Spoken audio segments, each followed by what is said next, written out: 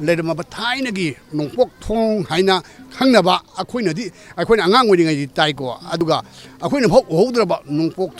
थोंग हाइदन लेरमिबसे होजि इनौ नौना सरकार सिना होजि की बीजेपी की सरकार न सेंगबलगा इनौ नौना यंगर जनरेशन सिंग उहुनबा फंगनबगी पांदमद थमैबसे मसी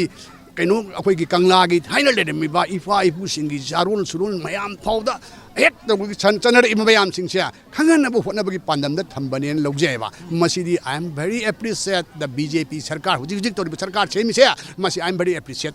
हाइजरमने याना खितंगदी अहलोन की ओइबे तोंगान बस सेक्शन अमा खाइदोखरे लोरे सोमदा अहनसिंग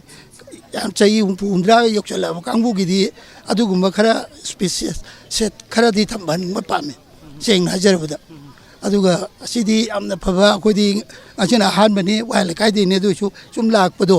अदु मनुंगसिदे लेरमगा लेरमिबिसिदी अमदोनो फजग्रे अमदोनो फग्रे याम तागचे